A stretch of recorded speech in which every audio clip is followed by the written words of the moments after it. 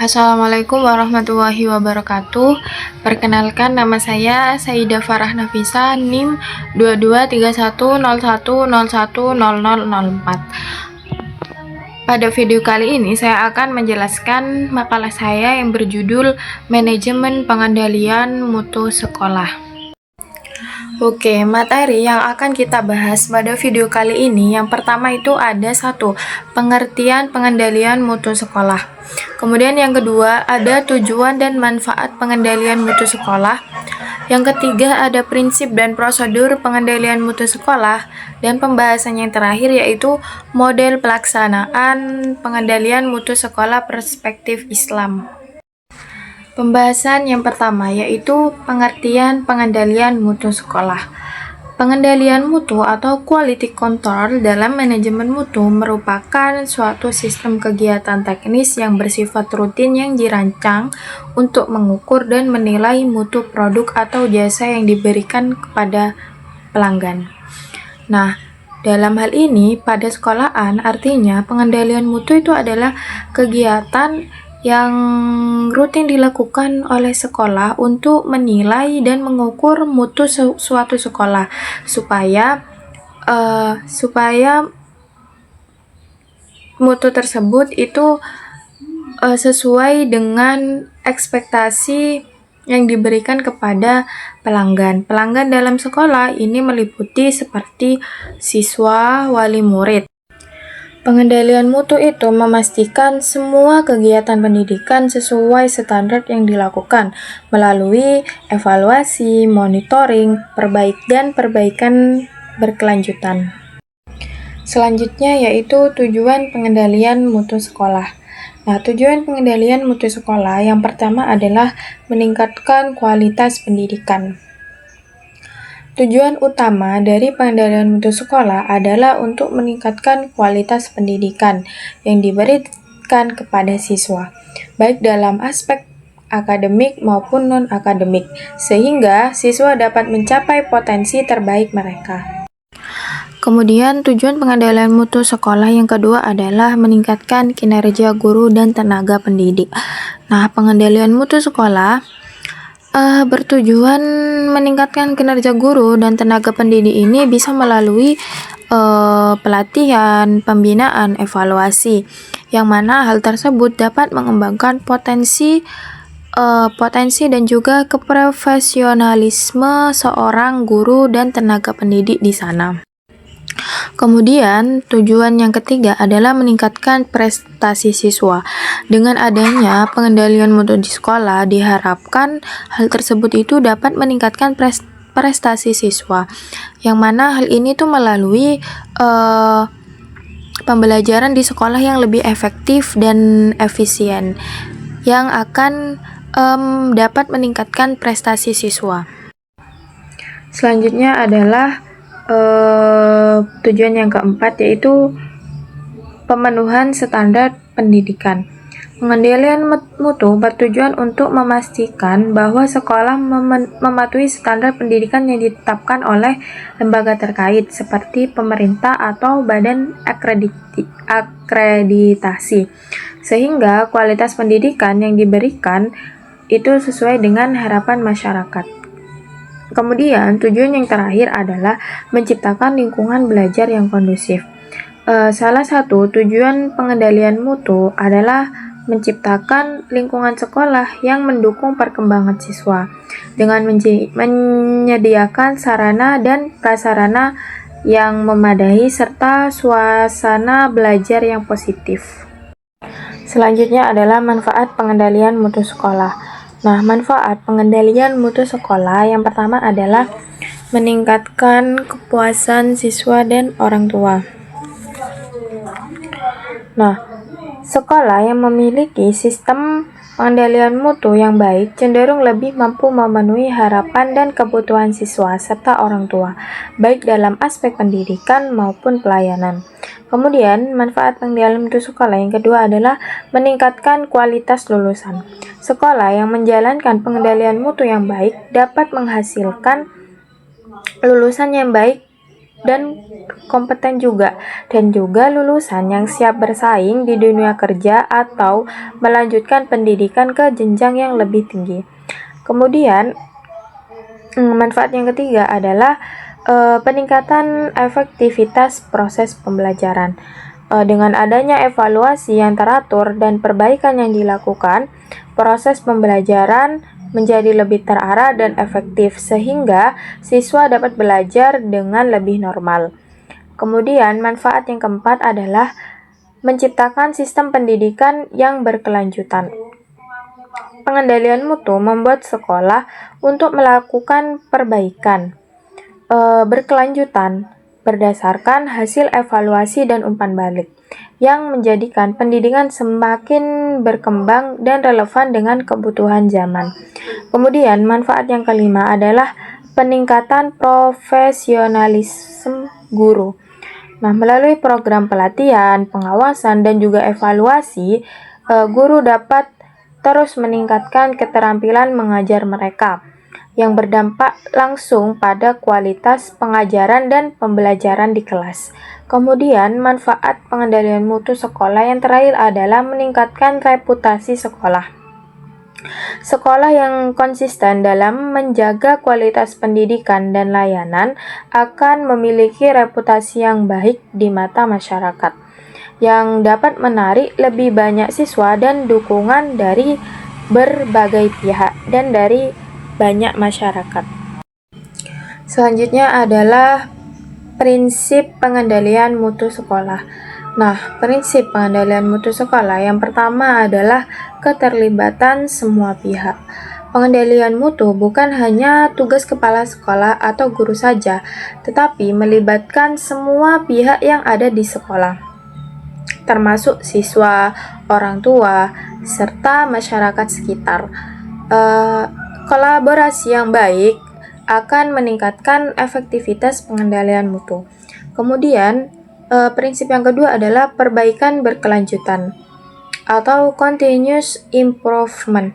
Proses pengendalian mutu harus terus-menerus dilakukan untuk meningkatkan kualitas secara berkelanjutan. Nah, ini berarti bahwa evaluasi, umpan balik, dan perbaikan tidak hanya dilakukan sekali, tetapi secara berulang-ulang untuk memastikan mutu tetap terjaga dan berkembang. Kemudian, prinsip pengendalian mutu sekolah yang ketiga adalah berorientasi pada hasil. Maksudnya, pengendalian mutu di sekolah harus fokus pada pencapaian hasil pendidikan yang optimal, seperti peningkatan prestasi siswa, keterampilan guru, serta tercapainya standar pendidikan yang telah ditetapkan oleh pemerintah atau lembaga akreditasi. Kemudian, yang keempat adalah pencegahan lebih utama daripada perbaikan. Jadi, pengendalian mutu yang efektif lebih mengutamakan pencegahan terhadap masalah daripada hanya melakukan perbaikan setelah masalah terjadi. Dengan demikian, langkah preventif seperti pelatihan guru atau peningkatan fasilitas sejak awal lebih baik daripada menunggu hasil masalah atau menunggu masalah muncul. Kemudian yang kelima adalah transparansi dan akuntabilitas. Nah, proses pengendalian mutu harus dilakukan dengan transparansi yang jelas dan akuntabilitas yang tinggi. Semua pihak harus dapat melihat dan memahami langkah-langkah yang diambil serta hasil yang dicapai dalam upaya pengendalian mutu. Kemudian, prinsip pengendalian mutu yang terakhir adalah fokus pada pelanggan sekolah, seperti siswa dan orang tua dalam pengendalian mutu sekolah. Dalam pengendalian mutu sekolah, pelanggan utama adalah siswa dan orang tua. Oleh karena itu, kepuasan mereka harus menjadi prioritas utama dalam setiap langkah yang diambil dalam pengendalian mutu di sekolah. Selanjutnya adalah prosedur pengendalian mutu sekolah. Nah, prosedur pengendalian mutu sekolah yang pertama adalah perencanaan mutu atau quality planning. Nah, pada tahap ini, sekolah menetapkan tujuan dan standar kualitas pendidikan yang ingin dicapai. Perencanaan melibatkan penentuan kebijakan, program, dan strategi yang akan digunakan untuk meningkatkan mutu pendidikan, baik dalam aspek kurikulum, pengajaran, maupun fasilitas. Kemudian, yang kedua adalah menyusun program pengendalian mutu. Setelah merencanakan standar mutu, langkah berikutnya adalah menyusun program-program yang mendukung pencapaian tujuan tersebut. Nah, program ini meliputi pelatihan guru, peningkatan fasilitas, pengembangan kurikulum, dan lain-lain. Kemudian yang ketiga adalah pelaksanaan program mutu. Pada tahap ini, program yang telah disusun diimplementasikan di sekolah. Hal ini bisa melibatkan berbagai kegiatan seperti pembelajaran yang lebih inovatif, evaluasi berkala, serta pemberian pelatihan dan bimbingan kepada guru dan staf sekolah. Kemudian, prosedur yang keempat adalah pemantauan dan evaluasi atau monitoring and evaluation. Nah, pemantauan rutin untuk memastikan bahwa pelaksanaan program pengendalian mutu berjalan sesuai dengan rencana. Evaluasi dilakukan untuk menilai apakah tujuan pengendalian mutu telah tercapai, apakah ada kekurangan, dan apa yang perlu diperbaiki.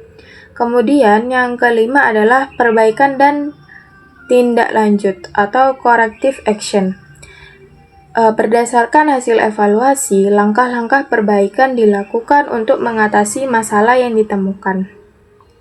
Proses perbaikan ini melibatkan identifikasi akar penyebab masalah dan penerapan solusi yang sesuai agar kualitas pendidikan tetap meningkat. Kemudian prosedur yang keenam adalah umpan balik atau feedback. Nah, umpan balik yang diterima dari siswa, guru, orang tua, dan masyarakat menjadi bahan penting dalam proses pengendalian mutu. Umpan balik ini membantu sekolah untuk mengetahui apakah kebijakan dan program yang telah diterapkan memberikan dampak yang positif atau perlu disesuaikan. Kemudian, prosedur yang terakhir adalah peningkatan berkelanjutan. Nah, proses pengendalian mutu sekolah adalah siklus yang terus berlanjut. Setelah perbaikan dilakukan, sekolah kembali memantau hasilnya dan melakukan evaluasi untuk terus meningkatkan mutu pendidikan. Proses ini memastikan bahwa kualitas pendidikan terus berkembang sesuai dengan perubahan kebutuhan dan tuntunan masyarakat.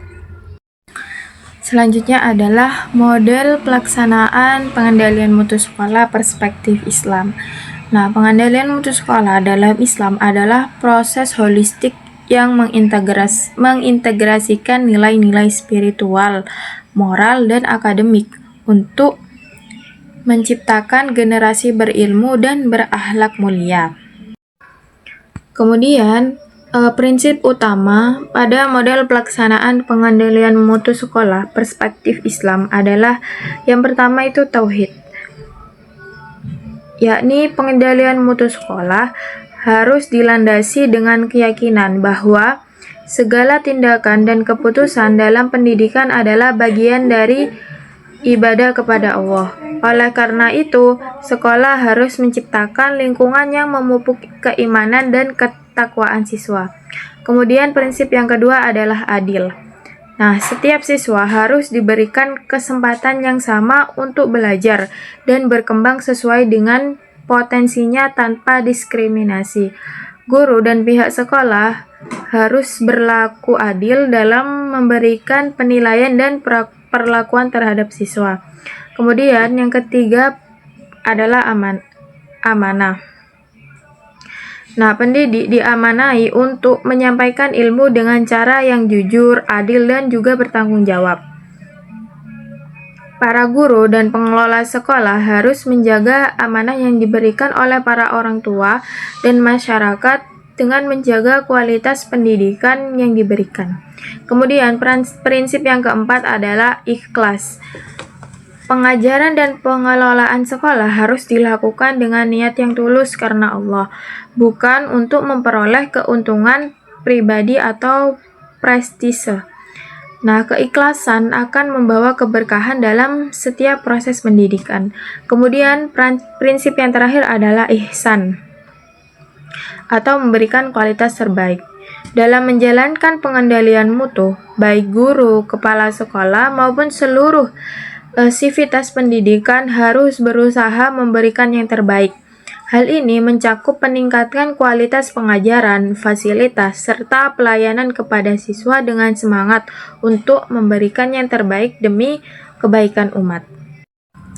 Selanjutnya adalah langkah-langkah model pelaksanaan pengendalian mutu sekolah perspektif Islam. Langkah yang pertama adalah perencanaan pendidikan atau al-ilmu dan al-tarbiyah. Nah, perencanaan pengendalian mutu dalam Islam harus dimulai dengan penyusunan kurikulum yang tidak hanya mengutamakan pengetahuan duniawi, tetapi juga penanaman nilai-nilai agama dan juga akhlak. Dalam perencanaan ini, penting untuk mencakup aspek pengajaran agama seperti Al-Quran dan hadis, dan pengetahuan umum yang bermanfaat, serta memperhatikan kebutuhan siswa dalam belajar secara menyeluruh. Kemudian yang kedua adalah pengelolaan sumber daya alam. Pengendalian mutu dalam hal sumber daya alam, terutama guru, harus didasarkan pada prinsip keadilan amanah. Guru harus memiliki kompetensi dan etika yang baik, serta kemampuan untuk mengajarkan materi dengan cara yang bijaksana dan sesuai dengan ajaran Islam. Dalam Islam, pendidikan tidak hanya melibatkan aspek kognitif, tetapi juga afektif dan juga psikomotorik. Kemudian, yang ketiga adalah muraqabah dan ihtisab, artinya pemantauan dan juga evaluasi. Evaluasi dalam pengendalian mutu pendidikan dalam Islam dilakukan dengan pendekatan yang adil dan juga objektif. Pemantauan dan evaluasi kinerja siswa, guru, dan sekolah harus dilakukan dengan transparansi dan tanpa diskriminasi. Selain itu, evaluasi juga dilakukan untuk memastikan bahwa semua aspek pendidikan yang diajarkan sudah sesuai dengan prinsip ajaran Islam dan relevan dengan perkembangan zaman. Langkah model pelaksanaan pengendalian mutu sekolah perspektif Islam yang keempat adalah tadbir dan juga ikhlas. Pengendalian mutu sekolah dalam perspektif Islam mengajarkan bahwa perbaikan tidak hanya berhenti pada evaluasi tahunan, tetapi juga terus berlanjut sebagai bentuk tadbir atau pengelolaan yang bijaksana. Dalam hal ini, pengelolaan kualitas pendidikan harus dilandasi oleh prinsip keikhlasan dan kesadaran untuk terus memperbaiki diri. Kemudian, model pelaksanaan pengendalian mutu sekolah perspektif Islam, langkahnya yang kelima adalah implementasi teknologi dalam pengendalian mutu sekolah.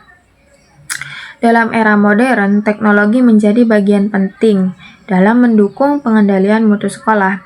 Namun, dalam perspektif Islam, penggunaan teknologi harus memperhatikan nilai-nilai yang tidak bertentangan dengan ajaran Islam. Teknologi dapat digunakan untuk meningkatkan kualitas pembelajaran, tetapi harus digunakan secara bijak dan tidak merusak moralitas atau keimanan siswa. Langkah model pelaksanaan pengendalian mutu sekolah perspektif Islam yang terakhir adalah nasihat dan musyawarah.